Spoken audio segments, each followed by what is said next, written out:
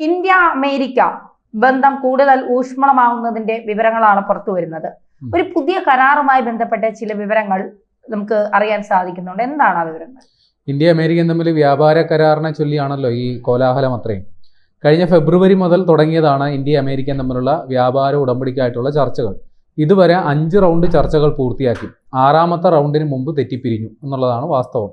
അതിന് അമേരിക്കയുടെ വ്യവസ്ഥകൾ അംഗീകരിക്കാൻ സാധ്യമല്ല എന്ന് പറഞ്ഞുകൊണ്ട് ഇന്ത്യ തന്നെയാണ് ചർച്ച വേണ്ടെന്ന് വെച്ചത്.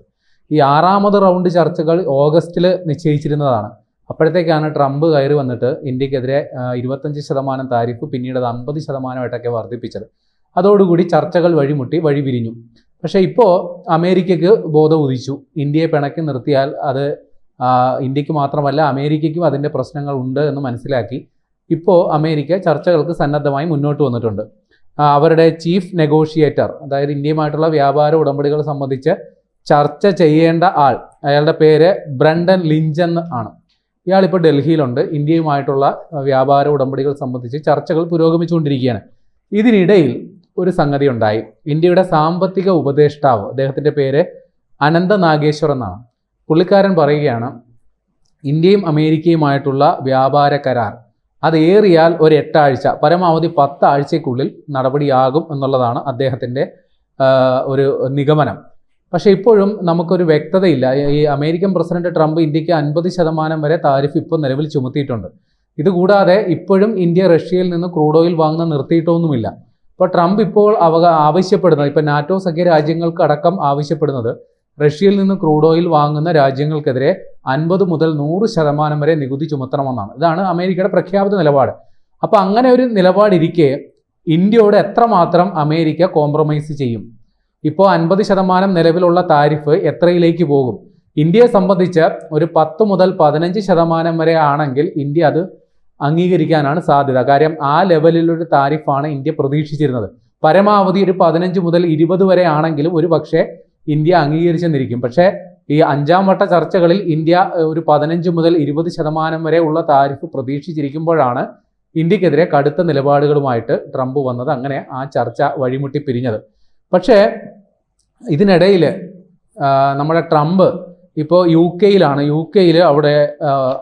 കെയിലെ പ്രധാനമന്ത്രി കീർ സ്റ്റാർമർ അദ്ദേഹത്തിനോടൊപ്പം നടത്തിയ വാർത്താ സമ്മേളനത്തിൽ ട്രംപ് അപ്പോഴപ്പോൾ നിലപാട് മാറ്റുന്ന ഒരാളാണല്ലോ.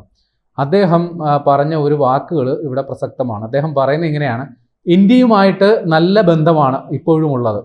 പ്രത്യേകിച്ച് പ്രധാനമന്ത്രി നരേന്ദ്രമോദി, അദ്ദേഹത്തിൻ്റെ ജന്മദിന ദിവസം അദ്ദേഹത്തിന് ഞാൻ നല്ലൊരു സന്ദേശം അയച്ചു. നരേന്ദ്രമോദി അതേപോലെ തന്നെ തിരിച്ചയച്ചു. ആ സന്ദേശത്തിൽ ഞാനൊരു കാര്യം പറഞ്ഞിരുന്നു: റഷ്യ ഉക്രൈൻ സംഘർഷം പരിഹരിക്കുന്നതിന് താങ്കൾ നൽകുന്ന സംഭാവനകൾക്കുള്ള നന്ദി അറിയിച്ചുകൊണ്ടാണ് ജന്മദിന സന്ദേശം അറിയിച്ചത്.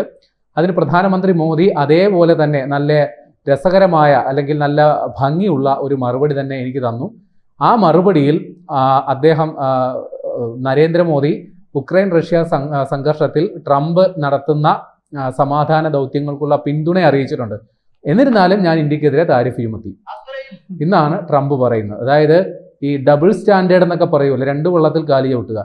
ഒരേ സമയം ഇന്ത്യ ട്രംപിന് പ്രിയപ്പെട്ടതാണ്, നരേന്ദ്രമോദി ഏറ്റവും അടുത്ത സുഹൃത്താണ്. ഡബിൾ ഡാഡി സിൻഡ്രോം അങ്ങനെയുണ്ട്. അതായിരിക്കണം, അങ്ങനെ ആകാനും വഴിയുണ്ട്. ഏതായാലും ട്രംപ് ആവർത്തിച്ച് പറയുന്നു ഇന്ത്യയുമായിട്ട് നല്ല ബന്ധമുണ്ട് അദ്ദേഹത്തിന്, പ്രത്യേകിച്ച് നരേന്ദ്രമോദിയായിട്ട് വലിയ അടുത്ത സൗഹൃദമുണ്ട്. എന്നിരുന്നാലും ഇന്ത്യക്കെതിരെ താരിഫ് ചുമത്തി എന്നുള്ളതാണ് ട്രംപ് പറയുന്നത്. പിന്നെ അദ്ദേഹം ചൈനയുടെ കാര്യത്തിൽ സ്വാഭാവികമായിട്ടും മാധ്യമ സമ്മേളനം ആകുമ്പോൾ ചോദ്യങ്ങൾ വരുമല്ലോ. ഇപ്പോൾ ഇന്ത്യക്കെതിരെ ഇതാണ് നിലപാട്, അങ്ങനെയാണെങ്കിൽ ചൈനയ്ക്കെതിരെ എന്തുകൊണ്ട് നിങ്ങൾ കൂടുതൽ നടപടികളിലേക്ക് പോകുന്നില്ല, അല്ലെങ്കിൽ റഷ്യക്കെതിരെ തന്നെ കൂടുതൽ നടപടികളിലേക്ക് പോകുന്നില്ല എന്ന് ചോദ്യം വന്നപ്പോൾ ട്രംപ് അതിനും കൊടുത്ത മറുപടി കേട്ടാൽ രസമാണ്. കാരണം അദ്ദേഹം പറയുന്നത് അദ്ദേഹത്തിൻ്റെ ഏറ്റവും അടുത്ത പങ്കാളികൾ യൂറോപ്യൻ യൂണിയൻ രാജ്യങ്ങളാണല്ലോ. അപ്പോൾ സ്വാഭാവികമായിട്ട് ചോദ്യം വന്നപ്പോൾ ട്രംപ് പറഞ്ഞ മറുപടി ഇങ്ങനെയാണ്: ഞാൻ ആർക്ക് വേണ്ടിയാണോ പോരാടുന്നത് അവർ ഇപ്പോഴും റഷ്യയിൽ നിന്ന് ക്രൂഡ് ഓയിൽ വാങ്ങുന്നത് എനിക്കറിയാം. അങ്ങനെയുള്ള സാഹചര്യത്തിൽ ചൈനയ്ക്കെതിരെ ഞാൻ എങ്ങനെ കൂടുതൽ നികുതി ചുമത്തും? ചൈന ഇപ്പോൾ തന്നെ അമേരിക്കയ്ക്ക് വലിയ രീതിയിലുള്ള നികുതി തന്നുകൊണ്ടിരിക്കുകയാണ് എന്നുള്ളതാണ് ട്രംപ് പറയുന്നത്. അപ്പോൾ ട്രംപിനെ സംബന്ധിച്ച് നമുക്കിപ്പോഴും വിശ്വാസത്തിലെടുക്കാൻ പറ്റാത്ത ഒരു സാഹചര്യം കൂടിയുണ്ട് എന്നുള്ളത് വ്യക്തമാണ്. കാര്യം ഒരേ സമയം തന്നെ അദ്ദേഹം ഇന്ത്യ വിരുദ്ധ നിലപാടുകൾ എടുക്കുന്നു. എന്നാൽ അതേ നാവ് കൊണ്ട് തന്നെ ഇന്ത്യ ആയിട്ട് നല്ല ബന്ധമുണ്ട്, മോദിയുമായിട്ട് അടുത്ത സൗഹൃദമുണ്ടെന്നൊക്കെയുള്ളതാണ്.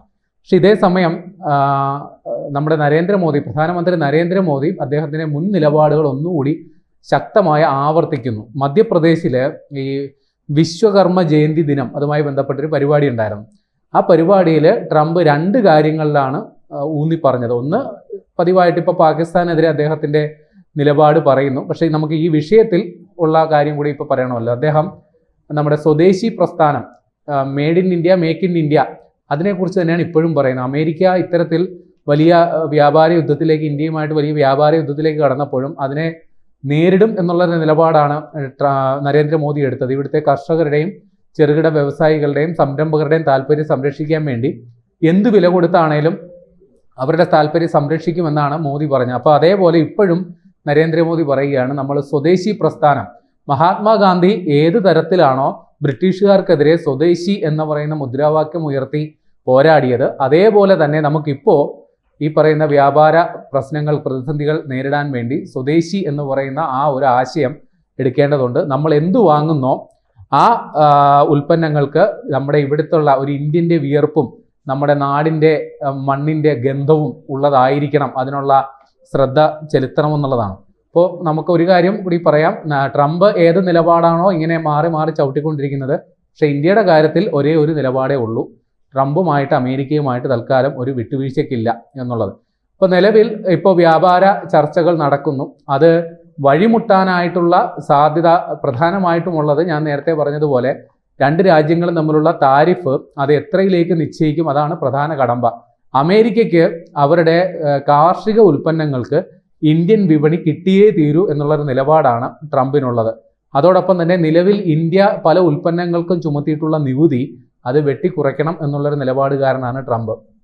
ഉദാഹരണമായിട്ട് ഇലക്ട്രിക് വാഹനങ്ങൾ, കാറുകൾ, ബൈക്കുകൾ അടക്കമുള്ള അമേരിക്കൻ നിർമ്മിത ഇലക്ട്രിക് വാഹനങ്ങൾ അത് 100% വരെ നികുതിയാണ് ഇന്ത്യ ചുമത്തുന്നത്, അത് വെട്ടിക്കുറയ്ക്കണം എന്നുള്ളൊരു നിലപാടുകാരനാണ്. അതേപോലെ തന്നെ അമേരിക്കയിൽ നിന്ന് തയ്യാറാക്കുന്ന നമ്മുടെ ജനിതക പരിവർത്തനം വരുത്തിയ കാർഷിക വിളകൾ അത് പൂർണ്ണമായും നികുതി രഹിതമായിട്ട് തന്നെ ഇന്ത്യയിലേക്ക് എത്തിക്കണം, ഇന്ത്യൻ വിപണിയിൽ വിറ്റഴിക്കപ്പെടണം എന്നുള്ളതാണ് അമേരിക്കൻ നിലപാട്. അതുകൂടാതെ അമേരിക്കയുടെ ഡയറി ഉൽപ്പന്നങ്ങൾ, പാലും പാലധിഷ്ഠിത ഉൽപ്പന്നങ്ങളും അതും നികുതി രഹിതമായിട്ട് ഇന്ത്യയിൽ വിറ്റഴിക്കാൻ അവസരം ഉണ്ടാകണമെന്നും അമേരിക്ക വാശി പിടിക്കുന്നുണ്ട്. പക്ഷേ ഈ കാര്യത്തിലൊക്കെ ഇന്ത്യ നേരത്തെ തന്നെ കടുത്ത നിലപാട് എടുത്തതാണ്, അതൊക്കെ തള്ളിക്കളഞ്ഞതാണ്. പക്ഷേ ഈ വ്യാപാര കരാറിലേക്കുള്ള ചർച്ചകളിൽ ഇന്ത്യ ഉറപ്പായിട്ടും ഏകപക്ഷീയമായിരിക്കില്ല, ഇന്ത്യയും വിട്ടുവീഴ്ചയ്ക്ക് തയ്യാറായേ പറ്റൂ. അപ്പോൾ ഏത് രീതിയിൽ അത് പരിസമാപ്തിയിൽ എത്തുമെന്നുള്ളത് കാത്തിരുന്ന് കാണണം.